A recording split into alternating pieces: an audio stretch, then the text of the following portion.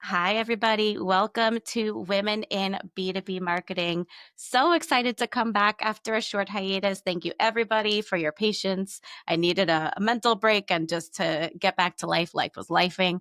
But I'm so excited to jump back in to things today. And we have a really cool guest who we've been trying to coordinate and get her on the show for a while, Rissy La Touche, who, if you have not followed her on LinkedIn first, do so. But she is a speaker, advisor, and the founder of Dimple Studio, which if you're watching on YouTube, you'll see. I mean, I'm assuming the name comes because she has the cutest dimples ever. But Rissy, welcome to the show. So excited to chat with you today. Thank you so much, Jane. I'm really excited to be here. Yay. So background on Rissy from what we were just chatting about. She hails from Brooklyn. So Brooklyn, Queen, I'm Queens, so New York in the house. But she now is in Amsterdam. So I'm definitely gonna ask her about that journey later on. But before we go down that path, I'm curious, Rissy, how did you get into the world of B2B marketing? Yeah, of course. So I have been doing marketing for about 15 years now. And I would say across all of my corporate roles, I was always straddling the line between B2B and B2C. I was often at brands that kind of faced both audiences. And when I became a consultant, I was sort of just taking on whatever projects came my way. I mostly started consulting because I had taken a sabbatical and I really missed doing marketing. I was super bored at home. This was in New York at the onset of the pandemic. And I was just looking for a project to take on so that I could start using my marketing skills again. And that's where I landed was B2B. And over the years, I've done a good mix of B2B and B2C clients. However, I took a step back a couple of months ago and started thinking about what sorts of clients I really enjoyed working with, the projects that I enjoyed the most, and also which ones were the most successful. And I found that that had just happened to fall mostly within the realm of B2B, specifically for software as a service businesses and also health tech businesses. I love that. I think we oftentimes we don't take the time. We kind of hop from one job into the next and we never Yeah, hit pause and reflect back on what do we actually enjoy doing with all of the past roles we've had and at the for past sure. companies to identify that trend and theme. I'm so glad you took the time to do that. And what did that lead you into creating and launching Dimple Studio? I launched Dimple Studio 5 years ago. So to your question Oh, of how I congrats. made it, thank you. So, to your question of how I made it over to Amsterdam, one of the options for American citizens to come to the Netherlands is that there's something called the Dutch American Friendship Treaty, which is a visa that allows US citizens and Dutch citizens to go between the two countries to become a freelancer or start their own business.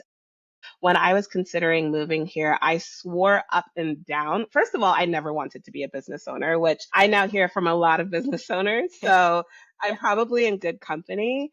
And at the same time, I was pretty determined to make it over here because I had visited the country and I really loved visiting Amsterdam and I really wanted to live here. And so my goal was essentially to become a consultant in the Netherlands. And my path to doing that was starting Dimple Studio, and that's how I started it. Just because, okay, so I do have dimples, that is true. Sorry. Because Dimple Studio is a marketing agency, my cheesy tagline is make an impression because marketing does make an impression, and a dimple Love is an that. impression.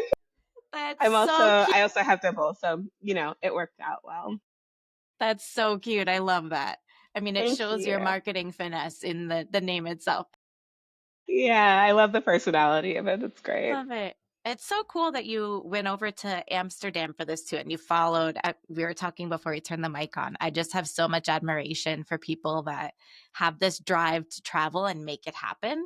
I'm sure it Yeah. could be for other anything too, right? If you have this drive, like a passion about something, and you figure out Mhm. how to make it work, like you loved Amsterdam, you're like, let's go check it out, and you found a way to get there through this visa. Yeah, So that's so cool. it worked out perfectly. And how okay, so getting into owning your own business and you Mhm. you call Dimple Studio a consultancy, right? Is it Yes, I you? Do do. you bring in any others? So for now, it has been me in the last few years, but my goal was always to have it be more of a consultancy. I have Yeah. Had this realization in the last couple of months because for any freelancers or consultants who might be listening, you might have heard over the last couple of years, there's no work, the economy is crashing, we can't find work. And I was really digging into that because I had a couple of opportunities that I actually partially missed out on because they had previously hired an agency to do the work that they wanted to hire me for. And then that agency didn't deliver on the work that they promised. And so they came and found me essentially as a freelancer to fulfill that work. In one case, they found that they were locked in to the contract for 6 more months. And so they were only able to hire me on a partial contract. And in the other case, they weren't able to hire me at all because they had already spent all of their budget on the agency. And so my realization at the time was that there is work. It's just that freelancers and consultants tend to not be very good at business development. Unless if you are consulting in sales, a lot of freelancers and consultants are not good at business development. So I have been focused Yeah. on how I can learn to do business development for myself. As a marketer, it's really not something that I have interacted a whole lot with outside of building sales enablement resources to help sales teams close deals. Yeah. And so my goal is to essentially figure out how to make business development work for Dimple Studio so that I can bring on the talented copywriters, designers that I know and help them to get work and do really fun projects together as well. I love that. And this perfectly leads into my question for you as a business owner and consultant. Yeah. What have you learned over the 5 years, especially knowing you did not plan to go into owning your own business? Yeah. You did not want to go down this path. What are, I'm going to say on two sides, right? Mhm. What's something that you've learned and love about it now that you have done this for 5 years? You must Yeah, of enjoy it course. because you're still doing it. And then Yeah. what's something that you like hate and learn the hard way and that people should know if they're thinking about going this route? Yeah, so I think the thing that I love the most is my ability to control my time. I turned 35 next month. I'm currently 34. I got diagnosed with ADHD at 32 years old. And through getting diagnosed with ADHD, I realized why it's always been so important to me to move my body. I've done sports my entire life, and now I'm able to get in the workouts that I need. Bouldering and swimming are my Wow. two main things right now. Bouldering. So Yeah, cool. I'm super into indoor bouldering. Wow. And so I was able to do that earlier today. It's a Tuesday. Every Yeah. Tuesday afternoon, I go bouldering and then I I love work my that. schedule around that. So I'll do my meetings in the evening or beforehand. And that ability to control my schedule keeps me balanced because, I might work really hard at the beginning of the week and find that I'm burnt out by Friday. And I don't need to go into an office on a Friday and pretend that I'm doing work. I just take the time off and get it started again the next week. And that self care aspect and that ability to make sure that I'm able to keep myself balanced is also what protects me from burning out. I have been through burnout before. It was Yes. absolutely horrible. It was ridiculous to recover from. And I am very determined to never go back to that space again. And so Love my it. ability to control my time is my favorite thing about being a business owner. On the flip side, the part that I have had to get better at, and I won't say I hate it. I hope that I don't continue to hate it as much as I used to. I hate it a little less than I did before, but it's the self Progress. promotion aspect. Thank you. It's the self promotion aspect. I need to be loud. I need to post on LinkedIn. I need to brag. I need to tell people what I do all of the time. It actually took me going to a networking event a few months ago where one of my best friends was also there and she was listening to me introduce myself to people. And I would say, I'm a freelancer or I'm a consultant. And she would come up to me and she'd be like, no, she's a business owner. She's like, you need to start telling people you're a Oh, business owner. And good I just didn't friend. want to. It felt very uncomfortable. Even though I've owned Yeah. my business for 5 years, it felt so uncomfortable and it felt like I, was bragging in a way. And there's nothing wrong with bragging, but especially as women, we have kind of negative connotations around our self-promotion. And so I'm Yeah. really forcing myself to put my ideas out there more, to take more opportunities like this, to come on your Yeah. podcast and teach people what I know. And yeah, as I said, I hope that I don't Love continue to that. hate it as much as I hope Yeah. it doesn't continue to make me as uncomfortable as it did in the past. And I already feel it easier, just feel that Yay. it's gotten easier just by doing it. And it helps so much when friends say that, right? And like interject and they see you saying something or hear you saying something that Yeah. it doesn't put you down, but it like downgrades what you should be saying about Of yourself and course. they bring that to light, that's a good friend. Because then Yeah, it's it was like, fantastic okay, like I should be saying this. I can put myself out there. So for sure. kudos to that. But I learned I was at a MailChimp event in Sydney a Mhm. couple months ago at this time because wow, time flies. But I learned an expression called the tall poppy syndrome, or Oh, I don't know if it's a syndrome of the tall poppy effect, but it's an expression, the tall poppy, like don't be a tall poppy. Because in Australia, people tend to be very modest and they don't do self okay. promotion. So if you do self promote, it's like, oh, you're a tall poppy. And they're Got you. trying to break through that. There was Rebel Wilson, I think. Do you know the comedian? Yes. So she was speaking at this event, which is amazing, but she was Yeah. saying she had to overcome that like mindset when she Yeah. came to the US because America is so the opposite typically, right? Everyone Of like course. boasts about themselves, especially I think you're right, like men over women tend to do that more. But she had to overcome that mindset that was baked into her, which I think all women have to a degree. Yeah. Like don't boast about yourself. It comes off cocky, Yeah, full of of course. yourself, but she had to sell herself like, yeah, I'm the best, I'm the best at this, and that's how she Yeah. got to where she is. So Yeah. we have to get better at like finding what we truly know we're good at and Mhm. speaking about that And bragging confidently. about it. Yeah. I've started Yeah. doing it. The way I've kind of gotten myself over that hump is that I do it for myself. So when I'm alone in my house, I just talk to myself. I'm like, you're doing a great job. You did so many things Oh, I today. love You it. asked for help. Good job, And just that practice has helped me to do it more publicly as well. I love that. I find that I do the opposite to myself and I'm like, "Oh, Jane, why'd you do that?" So I You need to gotta flip the flip it. script. Yeah. Yeah. And be Yeah, like, of "Good course. job." You have a whole Especially podcast. Of course you're yeah. doing a great job. Oh, thank you. Thank you. But any listeners, if you have a show, get Rissy on your show because she wants to get out there more. I do. Thank Speaking you. of, I think I saw that you posted you did you do a keynote? Did I see I that did. correctly? Yes. First, I congrats. did. That's Thank huge. you. And how did you get into that? How did you go from not really, and because it's not really boasting, it's sharing your expertise and helping Of course. people. How did you get on that path to getting speaking opportunities? Yeah, so I got my first speaking opportunity through a Facebook comment back in 2019. So my very first speaking opportunity was actually at the TikTok office in New York, and it was in Oh, collaborate. I know, really, really, nice. really impressive, right? I Yeah. too was impressed. But it was speaking about being a woman in tech for the Tech Ladies Mm, organization at the TikTok love offices in it. New York in 2019.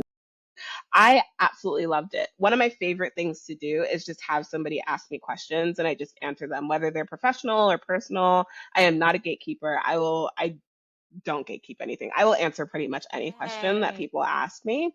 And so that was my first opportunity. And I've done probably around two or three per year since then. And then this year, I told myself that I really wanted to double down and do more of them. My first keynote, I almost said no when they asked me to do it because I reached out, I got an invitation to an event and I thought it was really cool. It's for the ESDP. So it was the European Supplier Diversity Program, which is an organization based in the EU that helps diverse owned businesses or minority owned businesses get more business Mhm. opportunities. And they were doing an International Women's Day event. And I got the invite to the event and I said, "Hey, I think this looks really great. I'm trying to do more public speaking. Are there any opportunities for speakers?" And I hopped on a call with the organizer and she said, "We would love for you to be our keynote." And I was like,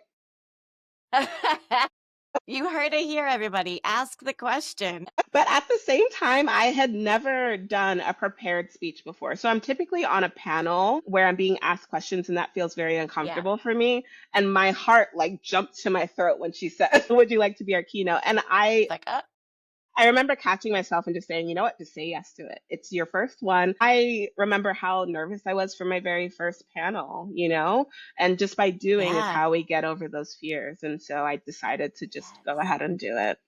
Good for you. Thank you. Did you enjoy it or was it scary or something you want to do again, the keynote or, solo presentation style? Yeah, it was really scary. It was a bit more about my experience as a business owner than it was about my Yeah. expertise. And that felt very vulnerable to me. And so Yeah. I might in the future, I would absolutely be down to do more keynotes, but I think I would like to speak more about my marketing expertise than I would like to speak about my personal experiences. Personal experiences Sure. feel a lot better on a panel where I'm being asked questions. There are other people up there with me. I did Yeah. one like a panel at the Adidas office last year in Amsterdam, for example, and that was Cool. all about neurodiversity. And we had 6 people on the panel who all were neurodiverse from dyslexia to autism to ADHD. And that was also very vulnerable. But because everybody Yeah. was there with me, it felt way more emotionally balanced than just being a single person on a stage, Yeah. speaking about my Spotlight on you. experience. Yeah. But when Yeah. it comes to marketing, I feel like I could absolutely do a keynote on something like that because it's just not as close to me as Yeah. something, Of yeah. course. That makes sense. Oh, well, congrats on that. And Thank already you. the names that you've mentioned for where you have spoken are so impressive. So very Thank you. cool. Yeah, it's worked out really well. What do you think? Actually, I'm going to switch gear. I was going to ask about B2C and what you take from that into B2B because I'm Hmm. always curious about that. Yeah. Anybody who has both experience, I'm curious. But before we go down that, you said something Yeah. that stuck with me that I wrote down. That is, you are not a gatekeeper. You don't like to gatekeep anything. Can you unpack that? Like why is that a thing? Have you noticed that people do tend to gatekeep and so you're like, I'm not going to be like that. I'm going to help people, or where did that thought come from, if you know?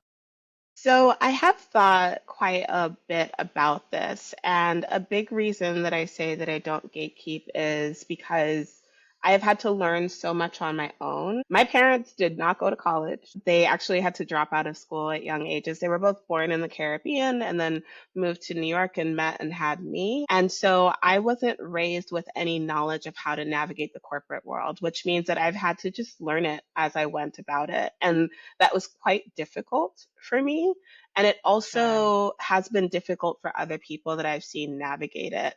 And I don't necessarily believe that people are gatekeeping on purpose, but I do believe that people don't necessarily realize how much knowledge they have and how helpful that knowledge can be for others. And so my goal is to share as much as possible because I never know what pieces of information I may share that can be hugely helpful to someone. And I can give you an Yeah. example of that. So, I taught a marketing course last year for small business owners, and these were people who, they were maybe 1 to 5 person companies. And I was teaching them just how to get online, how to start a social presence, how to build a website, what they should be considering. And I kept talking about social media and I kept saying the algorithm is what determines whether or not you're successful.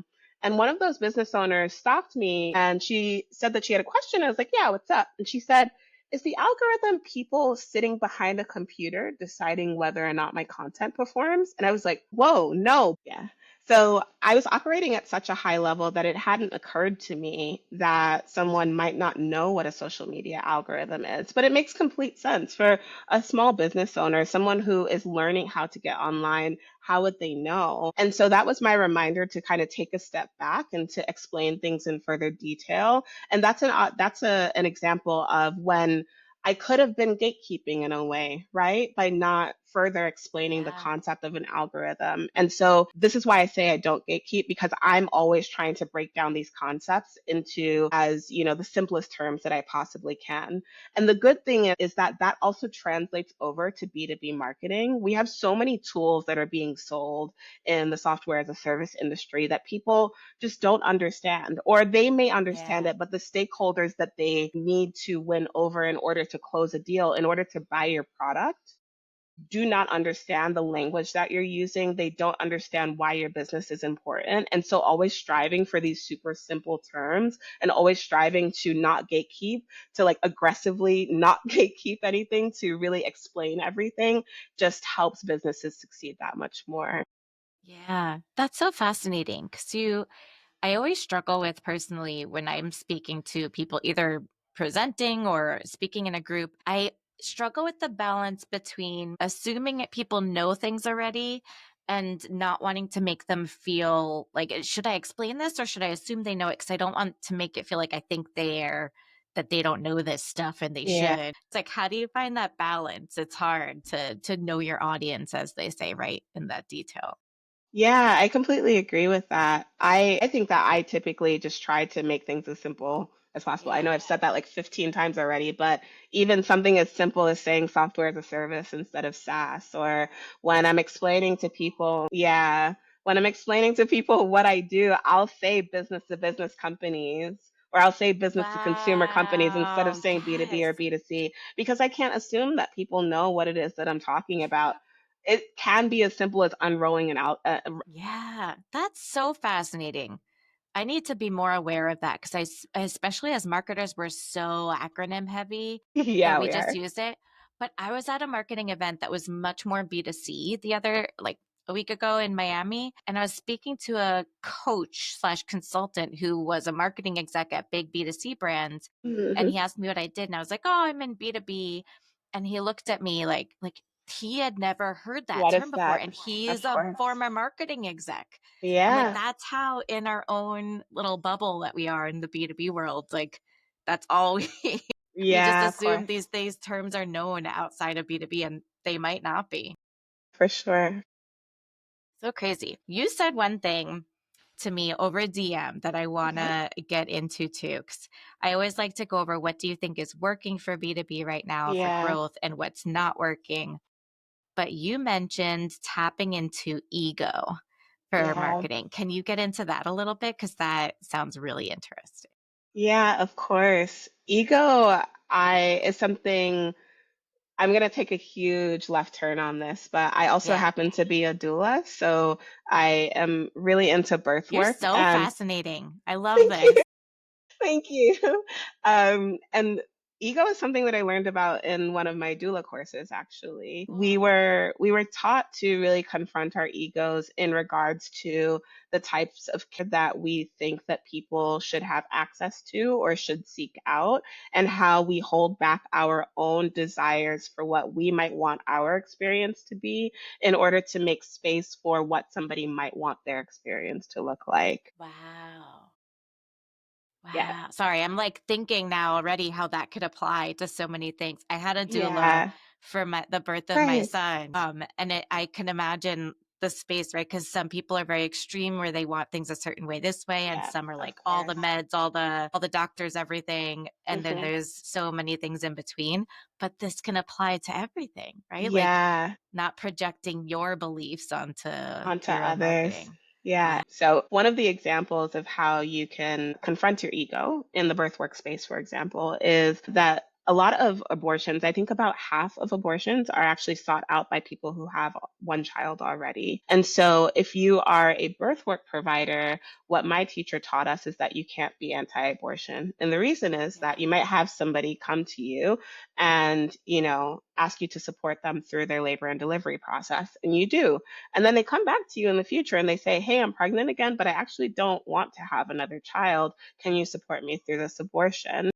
And she was really stressing the fact that abortion care is still birth care. And so would you Interesting. then turn around and say, actually, your birth was good, was okay for me, like that was good enough for me, but because you've chosen down to go down this path of an abortion, I'm not going to support this anymore. And that was a very clear way of how you can really focus on confronting your ego as a birth worker. So eye-opening, because I Yeah. never would have thought that on that side of things you would need a doula, right? I just think of a doula for the birth Yeah. process, but that's fascinating because you're going through so many your body's Yeah. still going through changes and you're Of going through a course. ton of emotional struggles and challenges through that a Exactly. doula would make so much sense for support. Wow, Yeah. fascinating. Yeah, so the way that ego relates to business marketing is that within a business, you have a customer. You might have a set of customers. It can be an enterprise deal or it can be like a deal of a few seats. You have a set of customers, but there's always going to be one person on the side of your client whose job it is to make sure that paper gets signed so that you get that deal. And the way that I use ego to apply to B2B marketing is that I want to make it so that that person gets kudos for having chosen you as the solution. So you want the people on that person's team to be able to turn back around and say, wow, you did such a great job choosing this product. Wow, this should be in your promotion package. You should get a promotion because you chose this product, because you've saved us money, or you've saved us time, or you've made the team more efficient.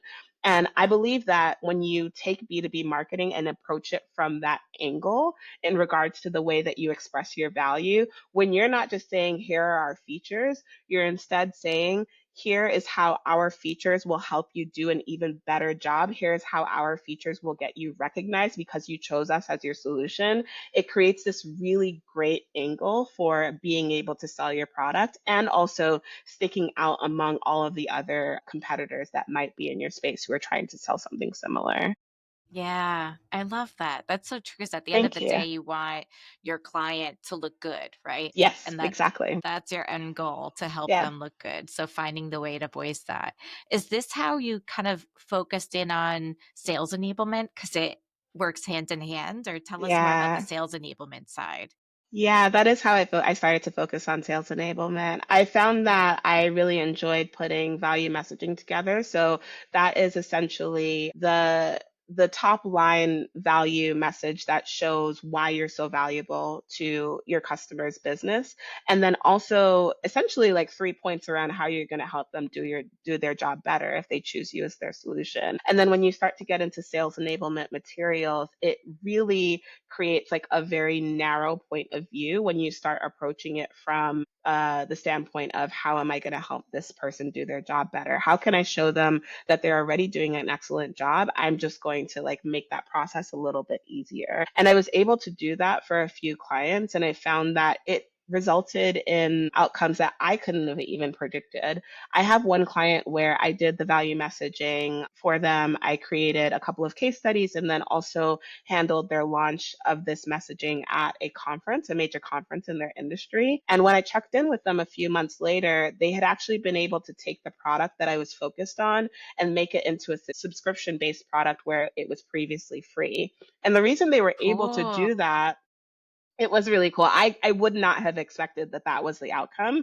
But the reason that they were able to do that is because they were able to save their clients so much time that they essentially saved them money. And then they were able to come back and charge them a fee for that product while still resulting in net savings for the client compared to if they had never used them at all. And that was when I started to really, really go like, whoa, ego is the key. And B2B ego is absolutely the key. Yeah. Do you think it's coming more, even more into play now with the fear of AI? Not to bring AI into the conversation again, always, but in tech and SaaS especially, right? I think there's always this fear of like, I'm going to be replaced by AI. Hmm. Whereas at my current company, Daxtra, we're always struggling with the, no, like you're not going to, we won't replace you. We Yeah. help you look good. Like you Yes. use us to do a better job, like a Mhm. faster job. It doesn't replace you. You are needed. But there's this fear. So getting to that conversation is really hard. Yeah, I do believe that appealing to ego with AI products can pull you away from that fear, because you really focus on the angle of, here's how I make you look better, rather than here's how I do your job better than you are. There's a big difference between, I'm going to do your job better than you are doing it, versus I'm going to help you do your job even better, right? And so Yes. I have a lot of feelings about AI, but some of the most interesting applications I've seen of it are when it's actually saving people time. And I'm not talking about when AI is writing for people or creating graphics or anything like that. I'm talking Yeah. about when AI is able to look at like a huge data set and, find ways to make things more efficient, find kind of like holes in things. Like, one of the ways that I'm going to start testing AI for myself is looking at all of the LinkedIn content that I've created around marketing tips and figure out, is there anything missing here? Is there anything that I haven't talked about? Is there an idea here that I can expand on more? And helping people to kind of take the ideas that they have already and find those holes, or find a different way to tell the story, or find efficiencies, are the most interesting applications of AI that I've seen. Yeah. I love that. For Thanks. when you're talking about ego too, because this is just so fascinating to dive into, Nice. Yeah. it's making me think. So when people reach out to me on LinkedIn, right, like DM selling on LinkedIn, Hmm. whenever somebody starts with a criticism, it just Mm, irks me, like, it yeah. rubs me the wrong way, and I'm sure it's an ego thing, but I just feel Yeah, like that's absolutely. not the way into someone's heart is through, like, "Your website sucks. This is what you should change on your website." Hmm. It's like, how is that does that work with some people? Like, I don't understand. You should be like, "Oh, I see an opportunity to do even Yeah. better on your site." Like, Yeah. any thoughts on that? When I reach out to people, often I hate sales. I mentioned this already. I hate sales. What I do love though is conversations with people and hearing about the challenges that they're facing. So Yeah. I'll often say to people like, "Hey, I want to talk to you because I find what you're doing really interesting. Yes, I'm a consultant. Yes, I would love to work with you, but even if there isn't an opportunity to work with you, I just want to hear about what you're dealing with, right?" And Cool. I usually start out by telling them what it is about their product that stuck out to me because I'm not the type of consultant who's kind of just going after any sort of deal that I can get. Usually, if I'm reaching out to a company, there's something they have like excellent copywriting or a really strong brand or like an amazing application of a technology. And I may just see that they're not doing the best job of actually explaining, how it is they help their customers. Those are usually the Yeah. reasons that I'm reaching out to them. So I always start out with a compliment or I'm telling them why it is that, they stuck out to me or that I find them interesting. And again, that's an appeal to ego. I never want to start out Yeah. with a criticism of someone, even if I am critical of their work. Of course I'm critical. I'm a marketer. I'm supposed to be critical, but I'm not going to start Yeah. that. I'm not Yeah. going to start the conversation out. Yeah, exactly. And I'm all Yeah. for feedback, but I feel like Yeah. that's not a good convo starter to your point. Like, hi, I'm blah blah blah. Your website sucks. It's weird to It me. is weird. Yeah, of course. What do you see? Because I feel like sales enablement on small teams in B2B tends to get pushed to the side and like put Hmm. on the back burner, which makes it a perfect op for you to step in and move Yeah. it forward. What do you see being the biggest mistake that companies are making with sales enablement? So, one thing that I see super commonly is that I will go to a business's website, I'll go to their LinkedIn, I'll look at what their executives are posting. If I can get access to them, I'll look at their sales enablement documentation, and they will never, ever, ever in simple language say what it is they do. And it takes me having a conversation with somebody on the team to actually understand what it is that they're doing, what problem they're Yes. solving. And it's actually another one of the reasons that I decided to get into B2B because I feel like in B2C, you have to know, you have to very clearly communicate what value it is you're providing to your customers. And somehow a lot of B2B businesses are not doing a great job on that front. And so my favorite place to work is when there is a marketing leader who has, they're spending time communicating with teams across the company. They have a plan for what they want to do in their head.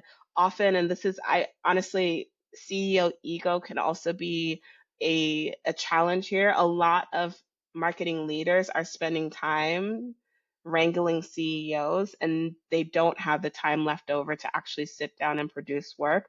My favorite place to come in is under a marketing leader who is completely swamped and just can't find their way through. And they just hand me over a project and, like let me handle it because that puts me in one of my favorite places to be. I get to go talk to their customers. I get to go talk to their past customers, people who passed on their product. I get to speak with their client facing teams. And I'm just gathering all of these insights. And I'm also coming in as somebody who knows nothing about the product. And it puts me in this really great Yeah. position to be able to whittle everything down and create this documentation that can help their team sell. And it also, it makes life easier for these marketing leaders who just don't necessarily have the time to produce this type of work. And I've always found that to be my absolute favorite type of project to have. So, yeah. Yeah. So the output on the sales enablement side, what do customers usually come to you asking for versus Mhm.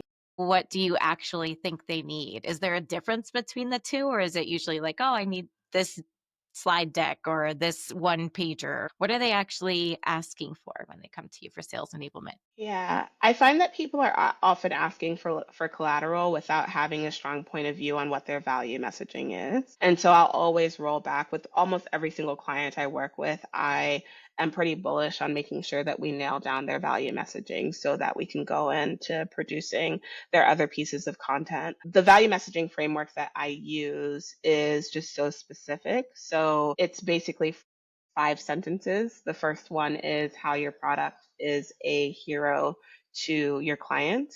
And then that's the top line messaging. The next three are strategic differentiators. And that again leans into the ego. And it's how your client becomes a hero to their team by choosing you as a solution. So it's like, what are you offering that other platforms are not able to offer? And that's not always a feature. It can be, I had a client where their team was just really passionate about helping their customer base succeed. And so they would hop on calls with them, they would do research for them, they would hop on the phone with insurance companies to fight on their behalf.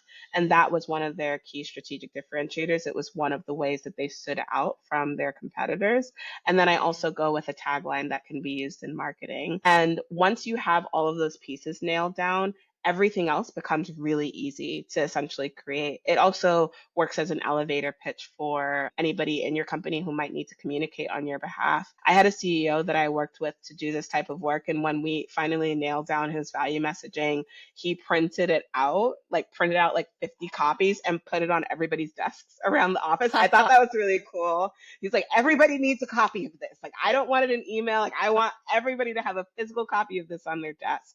And once that value Love it. messaging is laid down, it can turn into a case study. It can turn into showing up at a conference. It can turn Yeah. into like a sales handout. But the mistake that I see a lot of companies making is that they just don't know what it is that makes them special. And so nailing Yes. that down is really important to being able to move forward. I so feel this because I think we all struggle with this from time to time, also because it changes, right? True. And we don't talk to our customers enough. And by we, I mean Yeah. marketers, but also the C suite. Like as the Yeah. company grows, you get further and further from the customers Hmm. and you don't keep checking in with them. And your value prop, your value messaging, as you're saying, it changes. It does So we change. have to, Yeah. how often do you think companies should check back in with their customers or reevaluate their tagline and their messaging? So I think you should always talk to customers. I think customers have the most interesting insights on products, and they're Yeah. some of my favorite conversations to have. I will say that as a consultant, my goal is to nail down value messaging so that it does not need to change for the foreseeable future. So I have Mm, one client, I kind of like stroke my own ego by going back and checking their webpage every now and then just to see if they changed anything. But I think it was 3 years ago that I completed this messaging and it hasn't changed since. wow. And that just shows that we've really gotten down into their product market fit and that, their team feels good about using this messaging and that it still remains true to them. It can be that a company may not exactly have their product market fit, or they may Yeah. have, just pivoted because they realize there's not an opportunity in that market anymore. And that's always an opportunity to kind of go back and reevaluate and say, like, does this value messaging still fit us? But my goal is to create value messaging that doesn't need to change. Yeah. That's my favorite thing. Okay. I love that. It is cool to go back and see, like, oh, they're still using the same messaging I Yeah, created. Yeah. I think we all exactly. do that as marketers. Like, look at our old Yeah. company. Like I did it. Yeah. What about when and then I know we're coming up on time, but Yeah. I want to ask you a million more questions. What if your customer or a brand has multiple audiences and Mhm. it's different audiences with different value props? Yeah. How do you approach that? Yeah, so that's actually part of how I got into B2B is that typically most of the corporate jobs I had a B2B side and then a B2C side. And so figuring out where those different audiences live and then making sure that whatever materials you have that's going out to them or that's facing them feel like they are really, really resonating well with that audience is really important. I don't believe in creating the same value messaging to just go across various audiences. So, an example of that is I used to be the head of content for a food delivery service named Caviar, and Caviar had three audiences. It had the customers who were ordering food delivery, it had the gig economy workers who were signing up to the platform to deliver food, and then it had the restaurants whose food it was delivering. And Yeah. we had websites that faced all three of those audiences. Our social media presence was really focused on customers and then also using the enthusiasm of our customers to show the restaurants we worked with what opportunities there were available to them. I think things can get a little bit muddled when you're using channels for dual purposes, but for example, one of the things that I launched at Caviar was a short film series that we called Caviar Presents. And Oh, it, cool. thank you. It was a great opportunity for us to show restaurants, hey, we're going to invest in bringing a film crew to your restaurant and, showcasing you as one of our restaurants. And it was a perk that we could use for some of the exclusive restaurants that we worked with. And that was also a marketing tool. Literally, the marketing that we created for our customer audience became a marketing tool for the restaurants that we worked with. And so getting Yeah. creative about how you position all of these pieces you have out in the wild is really important for making sure that your value messaging is resonating with your different audiences. Yeah, great example with the 3 different audiences Thank and you. one website where you kind of have to pick your core audience for the website and direct Yeah, others to different sections that speak more so to them. of course. Yeah. Fascinating. Rissy, it's been so great chatting with you. I feel Thanks. like as I talk to you, I'll learn that you also know how to like long jump and skydive and like a million other things. But if you could go back in time, 15 or Mhm. so years ago, to Rissy just getting out of school and looking for her marketing job, what would you Yeah. tell young Rissy? I would tell her to trust her gut. Mm, My gut has never failed me. And I mean that even in regards to the type of work that you agree to, the types of projects you take on. mm, One of the yes, roles that, or one of my most successful projects, also at Caviar, when I built Caviar's social presence, and I actually just wrote about this on LinkedIn today, I focused completely on Instagram. So we had Facebook, Twitter, and Instagram, and I kind of like cast away the other two channels, and I was like, I'm just going to build the Instagram channel. And I was a yeah, solo social media marketer, right? I had been brought in to manage social, and I was 25 years old, and everybody was putting pressure on me like, no, we have to be active on all of these different channels. And I remember going yep, like, I can't do that. Like, I cannot do that well. There's no way. I do not have the yes, resources. I don't have the time. So I want to do something well. And so I'm just going to double down and make sure that I do Instagram really well. And what happened with that is that it then enabled us to have more resources for other channels because Instagram did really well. The opposite would have been that I was spreading my time thin across three different channels and nothing would have yes, done well. And who knows what would have happened at that time. And it was my first time being a social media manager. I did have social media management experience from other roles, but it was my first time really owning the channel. And I yeah, remember like just believing in my gut that what I needed to do was yes, double down on one single channel in spite of all of these people who were more senior than me, who had more experience than me telling me what I needed to do. And that's just one really like strong example of how yeah, trusting in myself and my expertise and my point of view, because if you get hired into a role, they hired you. They hired you for what you know, yes. how you think, who you are. And so really doubling down on that and trusting yourself is so important. It's such a good example of managing up too, because Yeah, you at the end of the day, you achieved what they wanted because they I you did. Caviar got to go across all channels, but Yeah. through doing it well, because if you did it right away, I say this all the time because everyone always wants you to be everywhere all at Yeah, once, they right? do. Everything everywhere all at once, that expression. And if you are, then you actually achieve nothing because you're like Of making course. tiny, tiny progress everywhere instead Yeah, of one massive like shoot push. up. So Yeah. good job on managing up there. Thank Very cool. you. Thank you. Thanks for Well, having me. This thank is you. lovely. I love it. Yeah, we can have a part 2 one day and talk Yeah. into more stuff. But thank you so much. If anyone listening has questions on Amsterdam, sales enablement, marketing in general, reach out to Rissy on LinkedIn. Is that the best place to find you Yeah. and follow you? LinkedIn is great. Yeah, thank you. Perfect. Thank you so much for joining me, and thank you for being, I think, our first welcome back episode after a hiatus. Yay! Awesome. Thank Thank you. you for Okay, having me. everybody, if you listen, like the show, follow Rissy, connect with us on LinkedIn, give the show a rating, a review, share with a friend. It gets us in front of more faces now that we're actually on YouTube. So, yay. All Thanks, right. everyone. Have a great day.